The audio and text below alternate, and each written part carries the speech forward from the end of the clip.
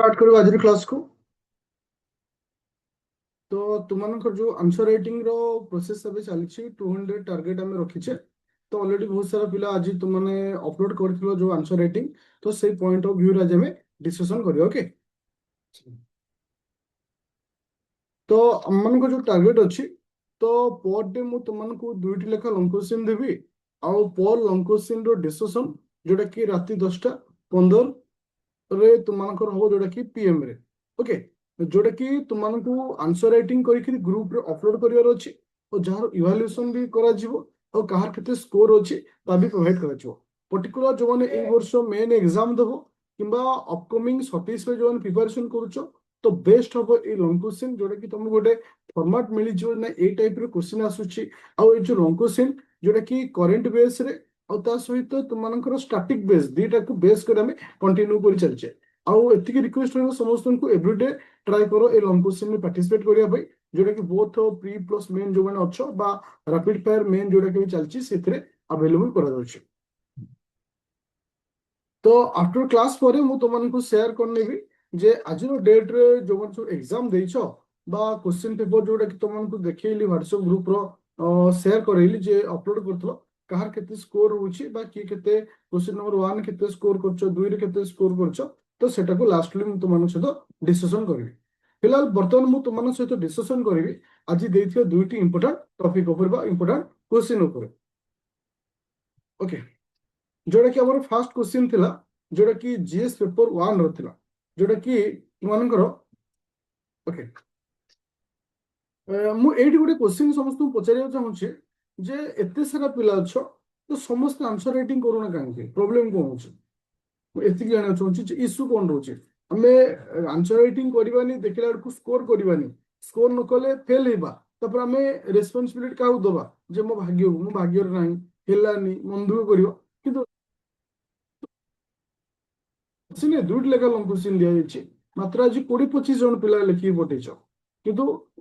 Class रे बहुत सारा पिला अच्छ बर्तमान इंस्टांट लाइव क्लास तो 70+ अच्छ 70-80 पाखापाखि पिला अच्छ। तो बाकी सब कहीं पठौना टिके रेस्पोंसिबिलिटी न जेहेतु तुम जन फ्यूचर ओएस ऑफिसर मींस एबेठो निजर रेस्पोंसिबिलिटी को देखिया पड़िबो जॉब पर ऑटोमेटिक सेटा तुमको फ्लो हिजो। अच्छा क्वेश्चन नंबर 1 टा समस्त बुझी पारथलो काली देले प्रॉब्लम कौन हो मुझे क्वेश्चन पेपर ही देखिबे तुमको गोटे टाइम लाइन दिया से समय भीतर जो मान दबो से दिन ही मु तुमको खाता देखिबी और राति रे जो क्लास रे स्कोर दे देबी जे की केते स्कोर करछो। अच्छा तो क्वेश्चन नंबर 1 तो समस्त बुझथल जोटा कि क्वेश्चन आसीची भारत रे शहरीकरण क्रमश भू आकृति एवं जल विज्ञान रो प्रतिबंध को अणदेखा कर that means urbanisation in India जोटा कि इग्नोर कोची तुमरो जियोमोर्फोलॉजिकल एंड हाइड्रोलॉजिकल जो कांसेप्ट को एटा इग्नोर करूची जहां फल कोन होची discuss how this has contribute to urban flood and environmental degradation तुम देखि तुम अर्बन एरिया रे वर्तमान फ्लड होची तो एटा करंट इश्यू वर्तमान थिला तो आ पाई कोन दायी होची किसे ना हमर जो अर्बनाइजेशन होची तुम देखो शहरीकरण धीरे धीरे हो चलची तो आ द्वारा हमर जो फ्लड होची बन्या होची तुम देखियो मुंबई तुमर जो रहिला कि सेना बेंगलोर भली टाउन मानकरे पूरा वर्षा हो एते सारा फ्लड हो जेंति कि गाड़ी गुरा भी भासुची ମାନେ तुम लागु जेन सत कि समुद्र पानी माडी आसला। तो ये जो सिचुएशन क्रिएट होची आपे कारण कोन तापर एनवायरमेंटल डिग्रेडेशन तार अर्थ ये एनवायरमेंट ऊपर कोन प्रभाव पकाउची ଏହା କିପରି ସହରାଞ୍ଚଳର ବନ୍ୟା ଏବଂ ପରିବେଶଗତ ଅବକ୍ଷୟରେ ଅବଦାନ ରଖିଛି ତାହା ଆଲୋଚନା କରନ୍ତୁ 225 ଶବ୍ଦ ମଧ୍ୟରେ। 225 ଶବ୍ଦ ମାନେ ଏଟା 15 ମାର୍କିଆ କ୍ୱେଶ୍ଚିନ୍ ଟେ ଓକେ। ଯେତେବେଳେ 300 ୱାର୍ଡ ଲେଖିବ ଜାଣିବ 20 ମାର୍କିଆ 250 ଶବ୍ଦ ଲେଖିବ ମାନେ 15 ମାର୍କିଆ ଯେତେବେଳେ 150 ଲେଖୁଛି ଜାଣିବ 10 ମାର୍କିଆ କ୍ୱେଶ୍ଚିନ୍ ଟେ ଓକେ। ତ ଫାଷ୍ଟ ଆମେ इंट्रोडक्शन रखिछे इंट्रोडक्शन कौन रहिला ना अर्बन जोटा कि रैपिड अर्बानाइजेशन इन इंडिया जोटा कि अर्बानाइजेशन होची जोटा कि इग्नोर कराउची पर्टिकुलर जियोमोर्फोलॉजिकल जोटा कि लैंड जोटा गठन कराउची बा बिल्डिंग तयारी होची बा तोर वाटर फ्लो जोटा कि होची तो से सब जिंस प्रति इग्नोर कराउची दैट मींस ड्रेनेज सिस्टम हो किबा हमें नदी को पोतिकिरी सिटी हमें कोन करूचे ना बिल्डिंग तयारी करूचे ए जो जिंस सब कराउची ये कोन करूची ना फ्यूचर रे गोटे फ्लड सृष्टि करছে बन्या सृष्टि करছে। ତାପରେ ଆସିଲା କଣ୍ଟ୍ରିବ୍ୟୁସନ ଟୁ ଅର୍ବାନ ଫ୍ଲଡ୍, ସହରାଞ୍ଚଳ ବନ୍ୟାରେ ଅବଦାନ। ଯେ ଆକ୍ଚୁଆଲି ଏ ଯୋଉ ଆମର ଅର୍ଗାନାଇଜେସନ ହେଇଛି ଇଏ ସହରାଞ୍ଚଳ ବନ୍ୟା ପାଇଁ ପର୍ଟିକୁଲାର ଦାୟୀ କେମିତି? ପ୍ରଥମ ହଉଛି ଯିଏକି ତୁମର କଂକ୍ରିଟିକରଣ, ଯାହା କଣ କରୁଛି କଂକ୍ରିଟାଇଜେସନ। ଦ୍ୟାଟ ମିନ୍ସ ତୁମେ ଦେଖିବ ଟାଉନ ମାନଙ୍କର ହଉ ଗାଁ ମାନଙ୍କର ହଉ, ତ ଏଠି ପ୍ରାୟତଃ ସବୁଆଡେ ତୁମେ ଦେଖିବ ଗୋଟେ କଭର ହେଇଛି, ମାନେ cover open the soil. That means soil ର ଉପରେ ଗୋଟେ କଭର ରହୁଛି, ଯାହା ଦ୍ୱାରା କଣ ହଉଛି ଯେତେବେଳେ ରେନ ୱାଟର ଆସୁଛି ତ ଗ୍ରାଉଣ୍ଡ ଭିତରକୁ ହଉଛି ଯାଇପାରୁନି। ତ ଇଏ ଇନଡାଇରେକ୍ଟଲି ମାଟି ତଳକୁ ଯଦି ନ ଯାଉଛି ଇଏ ଗୋଟେ one type of flood create କରୁଛି। ଓକେ, ତ ଏଇ ଖୋଲା ମାଟିକୁ ଘୋଡାଇ ଦେଇଥାଏ, ଯାହା ବର୍ଷା ପାଣିକୁ ଭୂମିରେ ମିଶେଇବାକୁ ରୋକିଥାଏ। ଏହା ସ୍ପଷ୍ଟ ଜଳ ପ୍ରବାହକୁ 8 ଗୁଣା ପର୍ଯ୍ୟନ୍ତ ବୃଦ୍ଧି କରେ, ପୁରୁଣା ଡ୍ରେନ ନେଟୱାର୍କ ଓଭରଲୋଡ କରେ। ଅର୍ଥ ଆମର ଯୋଉ ରହିଲା ଇନକ୍ରିଜ କରେ ସରଫେସ ୱାଟର ରେନଆଉଟ। ତ ସରଫେସ ଉପରେ ପିଡିଏଫ ଦଉନାହାନ୍ତି ଲମ୍ବା ପାଇଁ। ମୁଁ ବୁଝିପାରିନି ତମେ କ୍ୱେଶ୍ଚିନ୍ କଣ ପଚାରିଲ।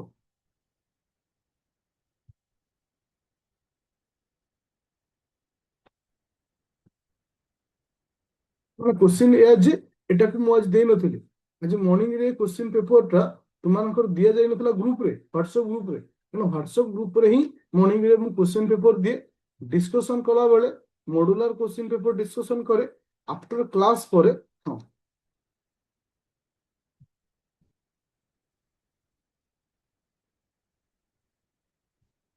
ହଁ, ଆଫ୍ଟର କ୍ଲାସ୍ ପରେ ଏଟାକୁ ଅପଲୋଡ ହେଇଯାଏ। ଦ୍ୟାଟ ମିନ୍ସ ଲାଷ୍ଟ ଡେରେ ମୁଁ ଯୋଉଟାକୁ ଡିସ୍କସନ କରିଥିଲି ସେଟା ତ ଅପଲୋଡ କରିଦେଇଛି। ବୁଝିପାରିଲ ନା? କାହିଁକି ନା ଆମର ଯୋଉ ପ୍ରୋସେସ ଅଛି ଏ ପ୍ରୋସେସଟାକୁ ତୁମକୁ ବୁଝିବାକୁ ପଡିବ। ଯୋଉଟା କି ସପୋଜ ଆଜି 13 ତାରିଖ ଅଛି, 13/7 ମର୍ଣ୍ଣିଂରେ ତମକୁ 2ଟା ଲଙ୍ଗ କ୍ୱେଶ୍ଚିନ୍ ଦିଆଗଲା, ଯାହାର ଡିସ୍କସନ ରାତି 10:15 PM ରେ ଡିସ୍କସନ କରାଗଲା। ଆଫ୍ଟର ଡିସ୍କସନ ପରେ ଏଇ ଯୋଉ କ୍ୱେଶ୍ଚିନ୍ ଦିଟାର ମଡୁଲାର ଆନ୍ସର ୱିଥ ଭିଡିଓ, ଧର ଏଇଟା GS1 ରେ ପଢା ହଉଛି, 200 ଫାଇଲ ଯୋଉଟା ଲଙ୍ଗ କ୍ୱେଶ୍ଚିନ୍ ଅଛି ସେଥିରେ ଅପଲୋଡ କରାଯିବ। ତ ଫର୍ମାଟଟା ହଉଛି ଏଇଆ, ତମକୁ ବୁଝିବାର ଅଛି।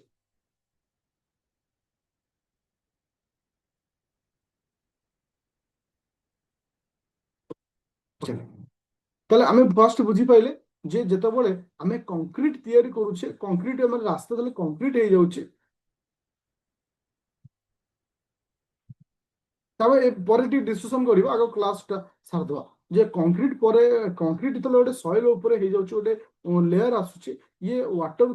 ଆବଜର୍ଭେସନ ଆଉ କରିପାରୁନି। ଆଉ ଇଏ କଣ କହୁଛି ଇନକ୍ରିଜ କରିଦଉଛି surface water run of Bai the 8 times। ଯେ ସରଫେସ ୱାଟର ଯେତିକି ରହିବା କଥା ସେ 8 ଗୁଣା ହେଇଯାଉଛି। ଯାହା ଫଳରେ କଣ ହଉଛି ଆମର ଯୋଉ ମାନେ ଓଲ୍ଡ ଡ୍ରେନେଜ ଯୋଉ ନେଟୱାର୍କ ଅଛି ଇଏ ମଧ୍ୟ ଓଭରଫ୍ଲୋ ହଉଛି। ଓଭରଫ୍ଲୋ ହେଲା ବେଳେ ତୁମେ ଦେଖିବ ଟାଉନ ମାନଙ୍କରେ ଦେଖିବ, କଟକ ଭୁବନେଶ୍ୱର ଅଳ୍ପ ବର୍ଷା ହବ ତ ସାଙ୍ଗେ ସାଙ୍ଗେ ବନ୍ୟା ଭଳି ପରିସ୍ଥିତି ହେଇଯିବ। ଆର କାରଣ ହଉଛି କଂକ୍ରିଟ। ଓକେ, ତାପରେ ଆସିଲା କଣ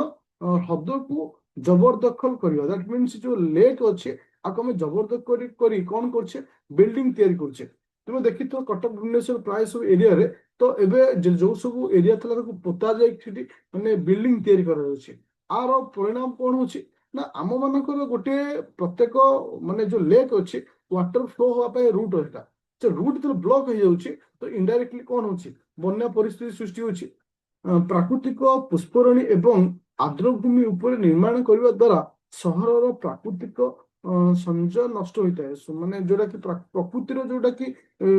ୱେ ଅଛି ସେଟା ଆମେ ନଷ୍ଟ ହେଇଥାଏ। ଯଦି ଉଦାହରଣ ସ୍ୱରୂପ ବେଙ୍ଗାଲୁରୁ, ମାନେ ବେଙ୍ଗାଲୁରୁରେ ପ୍ରାୟତଃ ଯେତେ ସବୁ ବିଲ୍ଡିଂ ତିଆରି କରାଯାଇଛି ସମସ୍ତ ଲେକ୍ ଆଉ ମାନେ ଯୋଉଟା କି ତମର ରହିଲା କଣ ନା ୱାଟର ଚ୍ୟାନେଲକୁ ମାନେ ପୋତିକିରି ଘର କରାଯାଇଛି। ଯେତେବେଳେ ବର୍ଷା ହଉଛି ପାଣି କୁଆଡେ ଯିବ, ତ ଇନଡାଇରେକ୍ଟଲି କଣ ତିଆରି କରୁଛି ୱାନ୍ ଟାଇପ ଅଫ ଫ୍ଲଡ୍ ତିଆରି କରୁଛି। ତ ସେଥିପାଇଁ କହିଲା ନା ଅର୍ଗାନାଇଜେସନ ବା ସହରାଞ୍ଚଳ ବନ୍ୟାର ଅବଦାନ। ଯେ ସହରାଞ୍ଚଳ କାହିଁକି ଅର୍ଗାନାଇଜେସନ ଦ୍ୱାରା ସହରାଞ୍ଚଳରେ ବନ୍ୟା କାହିଁକି ହଉଛି? ପ୍ରଥମ କାରଣ ହଉଛି କଣ କଂକ୍ରିଟ। କଂକ୍ରିଟ ଦ୍ୱାରା କଣ ହଉଛି ନା ଆମର ସରଫେସ ୱାଟର ଲେବୁଲଟା ବଢି ଯାଉଛି। ତ ପ୍ରଥମ କଥା, ତାପରେ ଆସିଲା ଆମେ ଯେତେବେଳେ ଲେକ୍ କୁ ପୋତିକିରି ଘର କରୁଛେ ତ ଇଏ ଆମର ୱାଟର ଫ୍ଲୋଟା ମଧ୍ୟ ବ୍ରେକ୍ ହେଇଯାଉଛି। ତାପରେ ଆସିଲା ବ୍ଲକିଂ ନ୍ୟାଚୁରାଲ ଷ୍ଟ୍ରିମ୍ସ। ଯୋଉ ଆମର ଯୋଉ ପ୍ରାକୃତିକ ଉପାୟରେ ଯୋଉ ୱାଟରଟା ଫ୍ଲୋ ହେଇଥାଏ,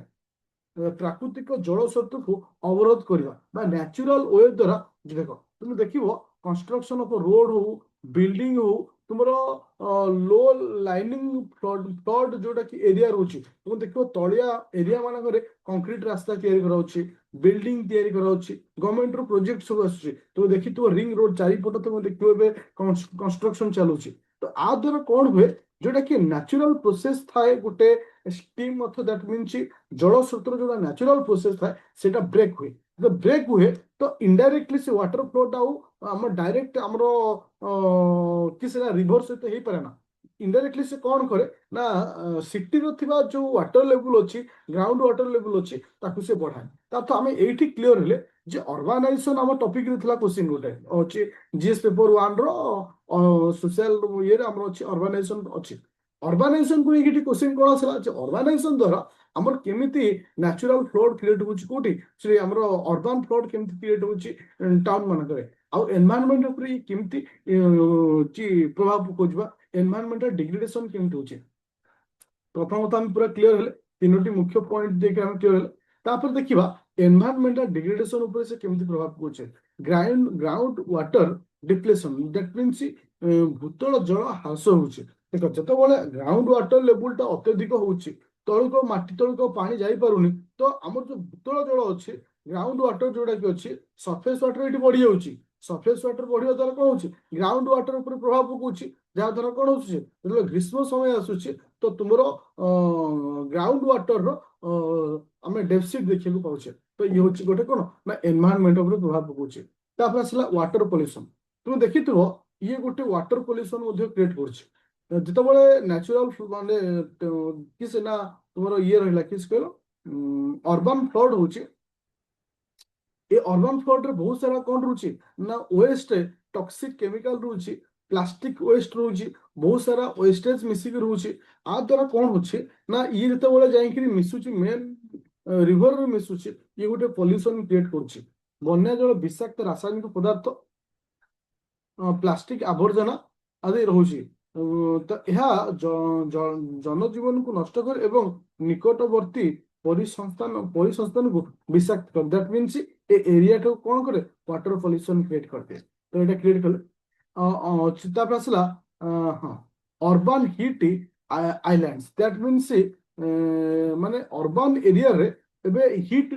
वेवटा अधिक हो जाउचे टेम्परेचर वृद्धि पाउचे तुम देखिथिबो सबुआडे जेतेबेले कंक्रीट रोड हो जाउचे जंगल कटा होची सब जिनस हो जाउचे धीरे धीरे कौन होची ना अर्बन एरिया रो टेम्परेचर वृद्धि होची तो आमे देखले ना कि केमिति अर्बानाइजेशन केमिति एनवायरनमेंट ऊपर इंपैक्ट पकोचे प्रथम होची कोन ना वाटर पोल्यूशन आसुची तापर आसिला अर्बन एरिया रे हीट वेव माने heat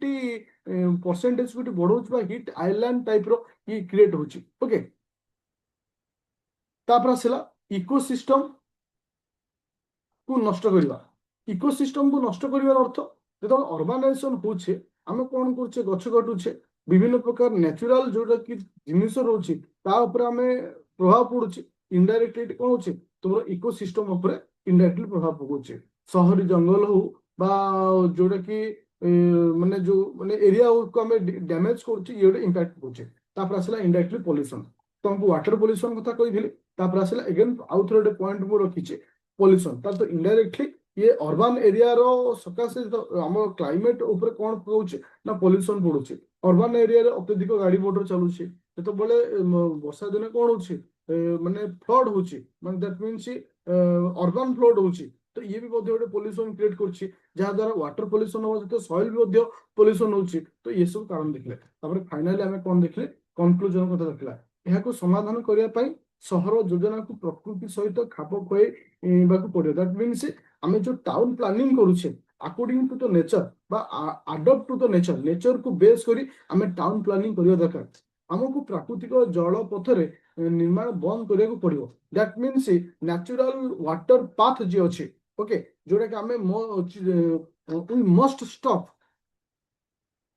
stop building on natural water path जो नेचुरल वाटर पाथ अच्छे सीधे हमको स्टॉप करिया को पड़ियो जोटा कि हमको सेव करिया को पड़ियो कोन ना आवर लेक हो वेटलैंड हो एगुलो को हमको सब सेव करिया पड़ियो ए जब जिनिस हम करूचे डेफिनेटली हमें अर्बानाइजेशन को प्रोटेक्ट करया सहित हमें हम नेचर को मते हमें प्रोटेक्ट करि परिबा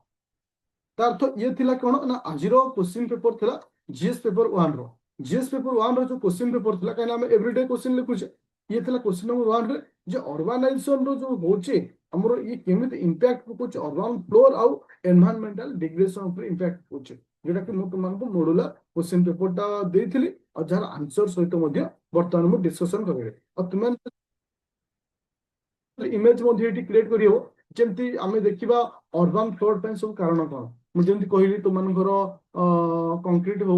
किबा लेक ऊपर ଆମେ ଯୋଉ ଘର କରୁଛେ ତ ଏମିତି सर्कल କରିକି ଆମେ ମଧ୍ୟ ଲେଖି परिबा तापर आसिला कि से ना तुमମାନଙ୍କର एनवायरमेंटल ऊपर कोन प्रभाव पकोछि ग्राउंड वाटर डिप्लेशन हो किबा तुमरो वाटर पोल्यूशन हो अर्बन हीट आइलैंड हो एनवायरमेंटल जोटा कि डिग्रेडेशन हो बा एनवायरमेंटल ऊपर इंपैक्ट पकोछि एरा समय पॉइंट पर लिख परिबा बुझि पाइले समस्त point everyone clear no issue हमें जस्ट सेकंड क्वेश्चन कौन था जोड़ा कि जीएस 2 रो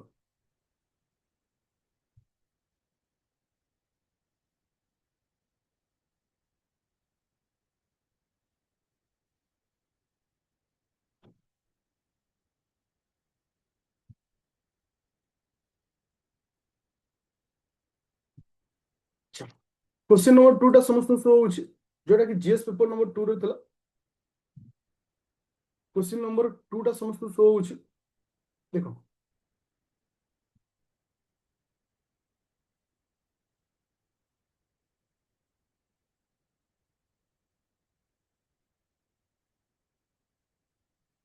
क्वेश्चन आसी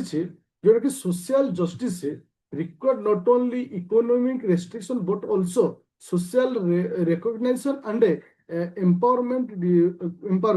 आपको डिस्कशन करबा ପାଇଁ कहूचे सामाजिक न्याय पे केवल आर्थिक पुनर्बंटन आवश्यक नुहे बरं सामाजिक स्वीकृति एवं सशक्तिकरण मध्य आवश्यक तार तो इठी कोन कहा जायछि क्वेश्चन टा इठी पचाछि 150 वर्ड रे पचाछि माने एटी 10 मार्किया क्वेश्चन हमको देछि जे आमे कहूचे सोशल जस्टिस केवल इकोनॉमिकली जोटा कि माने रेस्ट माने इकोनॉमिकली डेवलपमेंट हमको दरकार नहीं ओके जो हाँ रिडिस्ट्रीब्यूशन टा ओके आवश्यक नहीं से कहला ना सामाजिक न्याय पे केवल आर्थिक पुनर्बंटन आवश्यक नहीं ता तो रिडिस्ट्रीब्यूशन कथा हम कहूचे जे सेति केवल आवश्यक नहीं ता सहित हमको कोन दरकार सोशल रिकॉग्नाइजेशन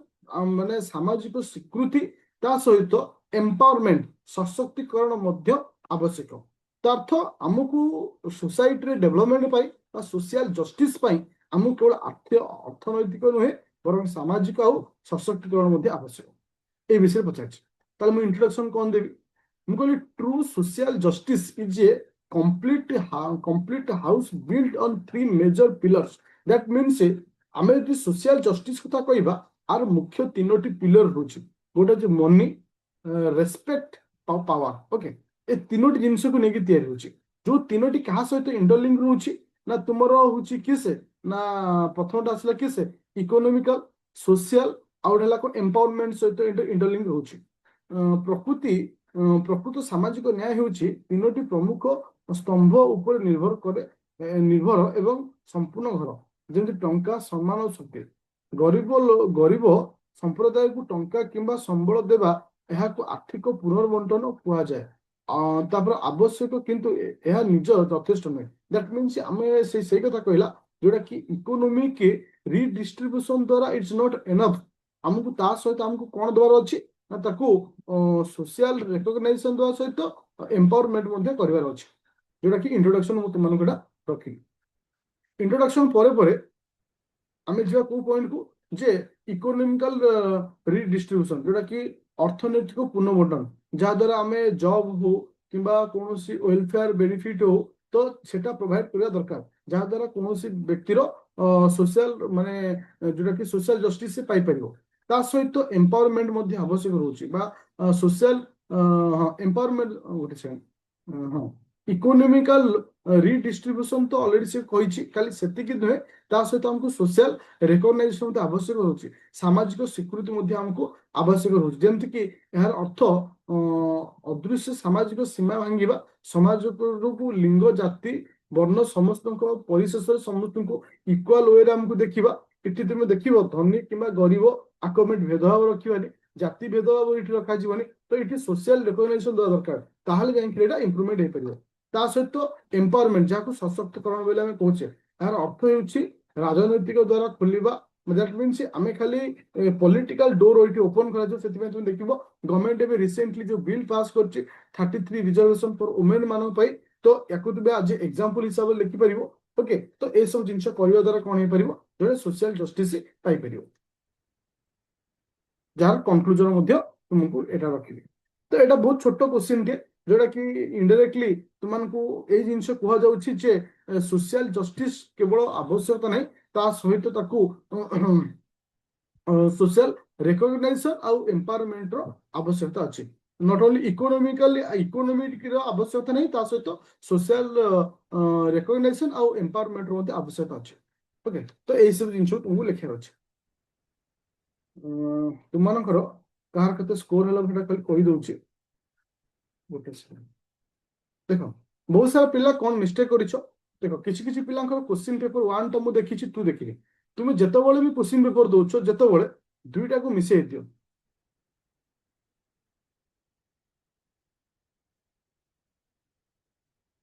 आर्टिकल मेंशन किछि पिला आर्टिकल भी मेंशन करिछो इट्स माने ओके आर्टिकल मध्ये किछि मेंशन भी करि परिबो ओसेदा हां तुमरो देखो जेमति कि इंद्राणी प्रियदर्शिनी आर क्वेश्चन नंबर 1 रो आंसर एक बार रहछि कि दुईटा को से परवर्ती समय देछि तुम सेमति करिवोनी जेतेबेले भी दउछो तुम कोन करिवो दीटा क्वेश्चन को पीडीएफ फॉर्मेट दबो क्वेश्चन नंबर 1 क्वेश्चन तो एकाथरे मु देखिबे तो दी थरे हला बेलू को मते प्रॉब्लम अछि तो ये हला कोन एटा स्कोर ये जो नोट डायग्राम एटा जो सागर राउत अछ तुम क्वेश्चन नंबर 1 रो डायग्राम नहीं भलो लिखिछो किछि असुविधा नहीं तुम डायग्राम टी रिप्रेजेंट करिवो ओके डायग्राम रिप्रेजेंट करले कोन हो ना टिके इंप्रेशन मार्क आसो ओके आउट आसला कि दीपिका भुक्ता तुमको ये स्कोर देनी कहीं ना तुम टोटाली लिखा प्रोसेस भूल कर प्रथम कथा हूँ तुम्हें ऊपर निजर नाम को लिख फास्ट कथा तापर क्वेश्चन लिख दीपट साइड रे मार्जिन टाण मार्जिन सारा इथे तुम्हें तुम्हें लिख तुम्हें तो एमती लिखिछ जमती 10th क्लास जमती एसे लिखा जाए से भली सेमती एटा लिखा हुए तुम्हें ताको पैराग्राफ कर किछि लिखिवो स्टार दे कि लाइन बाय लाइन किछि लिखिवो तो ए सब जिंस को तुम लिखिया अछि तो सेति तुम फास्ट जेतु तुम लिखिवा स्टाइल टा भूल अच्छे तो से तुमको मार्क दे नथिले तुमरो काम होछि कोन ना टिके को चेक करिवो ओके तापर तुमको मार्क देबे अदरवाइज बाकी समस्त ठीक अच्छी तुम्हें एटा को पीडीएफ भी दे देबी कहार केते स्कोर हैला ग्रुप रेटा अपलोड कर देबी किंतु जो मानकर सेकंड क्वेश्चन पेपर हम देखिनी एथिपाई देखिन जेतु से दुई थर तुम अपलोड करछ ओके तो बुझा पले समस्त को आज क्लास एटा एवरीडे बेसिस रेटा रहइबो और एवरीडे बेसिस रेटा को हम कंटिन्यू करबा और तुमको मॉर्निंग रे क्वेश्चन देबी इवनिंग रे डिस्कशन एटा ही एनफ रहइबो सो ए वर्ष exam pi as well as upcoming exam. Okay, thank you.